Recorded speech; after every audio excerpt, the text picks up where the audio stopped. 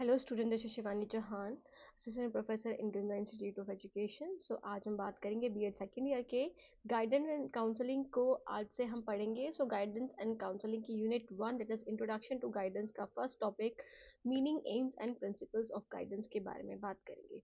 इसको बहुत आसानी से समझेंगे कि गाइडेंस होती क्या है, क्या इसका मीनिंग है, एम्स क्या है और प्रिंसिपल्स क्या यूज होते हैं गाइडेंस में, जो कि जब गाइडेंस देते टाइम टीचर या फिर कोई भी इंसान जो गाइडेंस आपको दे रहा है उसको जो जो बातें ध्यान रखनी है। स्टार्ट करते हैं। सबसे पहले बात करते हैं फर्स्ट थिंग से, that is meaning of guidance. Guidance क्या होता है? आपने हर बार सुना है कि मुझे गाइडेंस चाहिए, कोई मुझे गाइड कर देता तो मैं क्या पता कुछ और कर सकता था। 12th के बाद मुझे कोई गाइडेंस नहीं मिली, 11th में मुझे कोई गाइडेंस नहीं मिली।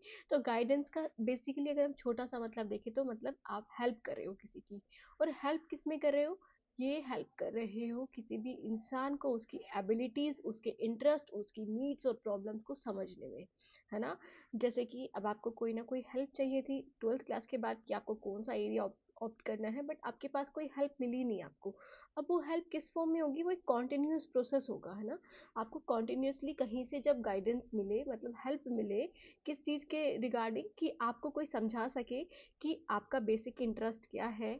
आप क्योंकि बहुत सारी दिशाओं में भटके हुए उस टाइम पे, एबिलिटीज़, आपकी क्षमताएं क्या हैं, आपकी नीड्स क्या हैं, आपकी प्रॉब्लम्स क्या हैं, उन सब चीज़ों को आपको समझा सके और आपके माइंड में बिठा सके, ताकि आप क्या ले सको, प्रॉपर एजुकेशनल डिसीजंस कि आप कौन सी राह पर जाओगे। एजुकेशन इन द सेंस कि आपको अभी 11th में क्या चूज़ करना है।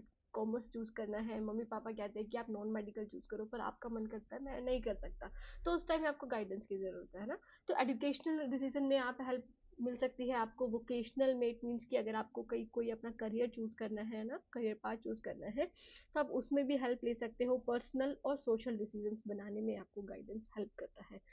एजुकेशन की बात करें तो गाइडेंस हेल्प करता है बच्चों को कि वो अपने सब्जेक्ट्स को चूज कर सके। जैसे मैंने अभी बताया था कि उन्हें 12th के बाद क्या करना है, 11th में कौन सी स्ट्रीम उन्हें लेनी है, वो अपना करियर सेट कर सके, करियर चूज कर सके कि कहाँ पर उनका बेसिक इंटरेस्ट है। उनको नहीं पता, उनको अभी थोड़ा मोटिवेट करने की ज़रूरत है, उनको हेल्प की ज़रूरत है। तो उसलिए आपको करियर में भी हेल्प करता है और आप सोशली और एडजस्ट कर सको अपने आप को एनवायरनमेंट में जहाँ पर भी आप जा रहे हो, और आपकी पर्सनल प्रॉब्लम्स को सॉल्व कर सके। तो यही एजुकेशन में गाइडेंस का मतलब है। सिंपल डेफिनेशन की बात करें तो गाइडेंस एक तरह से असिस्टेंस होती है। असिस्टेंस मतलब कोई आपको हेल्प दे रहा है ना। कोई आपको हेल्प कर रहा है कि आप अच्छे डिसीजंस ले सको, वाइज चॉइसेस आप बना सको और एडजस्ट कर सको अपनी लाइफ में according to the society, according to the that your background, your culture. Okay, तो उसके अकॉर्डिंग आप अपने आप को सेट कर सको, अपने आप को एडजस्ट कर सको, अच्छे डिसीजंस ले सको। उन चीज़ों के लिए जब आपको हेल्प चाहिए होती है तो उस हेल्प को, उस असिस्टेंस को क्या कहा जाता है? गाइडेंस कहा जाता है। समझ में आया इतना? देखो यहाँ पर ये टीचर क्या कर रही हैं, बच्चों को गाइड कर रही है, बच्चों को समझा रही हैं, है ना। यहाँ पर देखो गाइडेंस प्रोवाइड कर रहा है ये काउंसलर, किसको? बच्चे को। ओके, काउंसलिंग भी बोल सकते हो आप इसे, बट काउंसलिंग एक अलग कॉन्सेप्ट है, आपको गाइडेंस में पहले देखना है। पहले काउंसलिंग को हम बाद में पढ़ेंगे। Okay, next is the AIIMS क्या है, आप बोल सकते हो कि उद्देश्य क्या है गाइडेंस के। तो मेन एम है गाइडेंस के एजुकेशन में, सबसे पहले है सेल्फ अंडरस्टैंडिंग, कि आप खुद को समझ सको, आप अपने डिसीजंस ले सको एटलीस्ट। तो एक राह दिखाने की बस ज़रूरत है। जब तक वो राह नहीं दिख पाई थी, आप बहुत ज़्यादा कंफ्यूज रहते हो।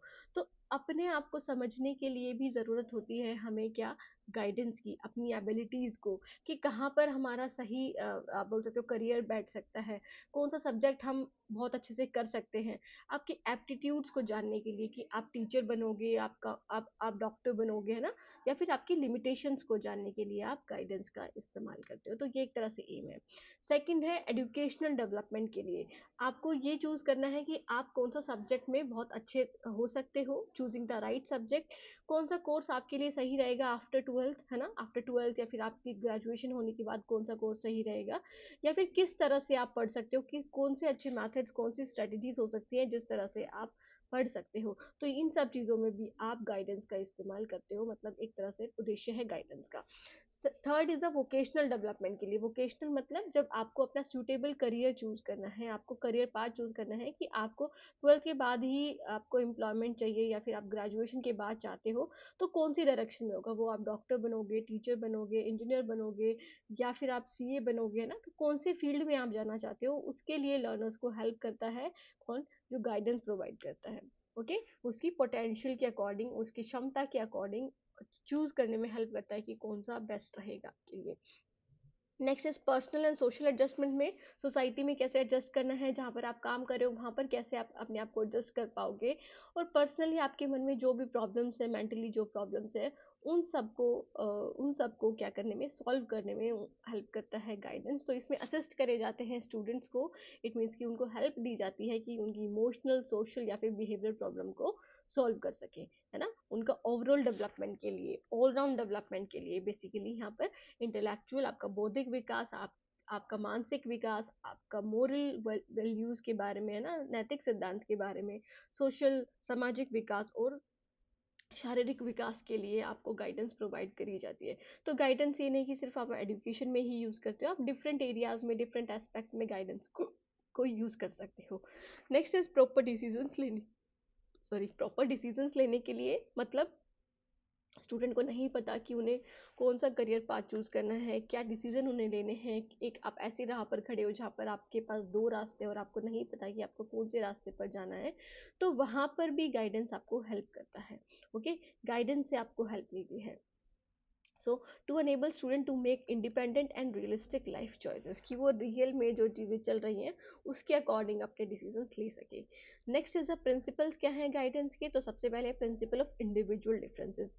तो गाइडेंस देते टाइम, है ना, या फिर आप जब हेल्प ले रहे हो, तो आपको इन सब चीज़ों का ध्यान रखना है कि हर इंसान सेम नहीं रहता है, सब में कोई ना किसी तरह से कोई ना कोई डिफरेंस ज़रूर है, हर इंडिविजुअल यूनिक है, हर इंडिविजुअल की कैपेबिलिटीज़ यूनिक है। तो गाइडेंस चाइल्ड सेंटर्ड होनी चाहिए, ना कि जो गाइडेंस आपको दे रहा है उसके अकॉर्डिंग होना चाहिए।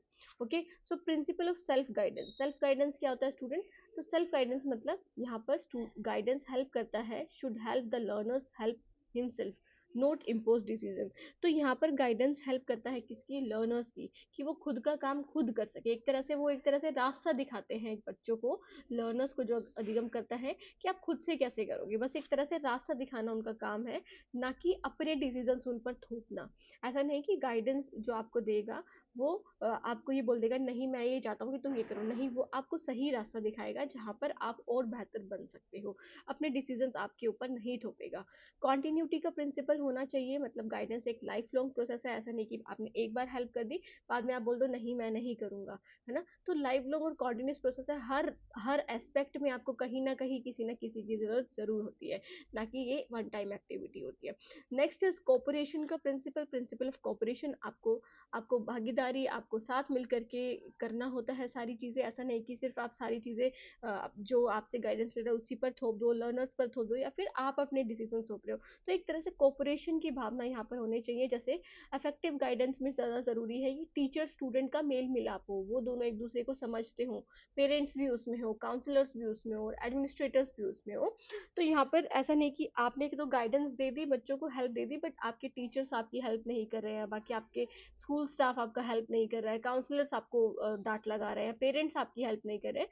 तो प्रॉपर एक आप बोल सकते हो कि हर इंसान की इंडिविजुअल ज़रूरत होती है यहाँ पर, आपके टीचर्स की भी, पेरेंट्स की भी, काउंसलर्स की भी और एडमिनिस्ट्रेटर्स की भी, जो सारा काम संभालते हैं स्कूल्स में। ओके, नेक्स्ट इज फ्लेक्सिबिलिटी की ज़रूरत है। फ्लेक्सिबिलिटी मतलब आप ऐसा नहीं कि अपने जो डिसीजंस हैं या फिर जो गाइडेंस सर्विसेज हैं उसको फ्लेक्सिबल रखना है, आपको ऐसा नहीं कि रिजिड रखना है कि नहीं मैं यही चाहता हूँ तो यही होगा, यही होना चाहिए। बच्चे की नीड्स चेंज होती रहती है, तो उसके अकॉर्डिंग आप अपनी गाइडेंस सर्विसेज भी चेंज कर सकते हो, चेंज करनी चाहिए, फ्लेक्सिबल होनी चाहिए, ना कि रिजिड होनी चाहिए। होलिस्टिक डेवलपमेंट का प्रिंसिपल, इट मीन्स की गाइडेंस का मतलब हमने अभी बात ही करी थी कि सिर्फ आपको एजुकेशन में ही सिर्फ आपको गाइडेंस प्रोवाइड करना नहीं, आपको ओवरऑल डेवलपमेंट के लिए, आपको फिजिकल डेवलपमेंट के लिए, इमोशनल डेवलपमेंट के लिए, सोशल डेवलपमेंट के लिए, एकेडमिक डेवलपमेंट के लिए, हर तरह के डेवलपमेंट के लिए आपको टोटल पर्सनैलिटी को आप बोल सकते हो कि हेल्प करनी चाहिए ना, तो टोटल पर्सनैलिटी को ओवरऑल डेवलपमेंट के लिए हेल्प करनी चाहिए।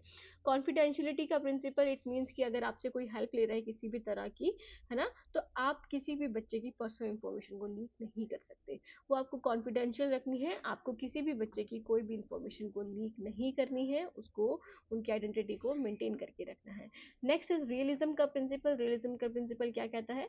इट मीन्स कि गाइडेंस रियलिस्टिक गोल्स पर बेस्ड होने चाहिए, प्रैक्टिकल पॉसिबिलिटीज कुछ भी ऐसा ही नहीं बोल देना है आपको।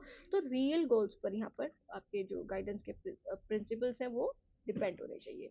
सो स्टूडेंट, यहाँ पर हमने कवर कर लिया है बीएड सेकेंड ईयर का फर्स्ट टॉपिक ऑफ यूनिट 1। कोई डाउट है तो आप पूछ सकते हैं, बाकी चैनल को सब्सक्राइब करना ना भूलेगा। Thank you so much student for watching the video. मिलते हैं नेक्स्ट वीडियो में, तब तक के लिए take care, bye, have a nice day.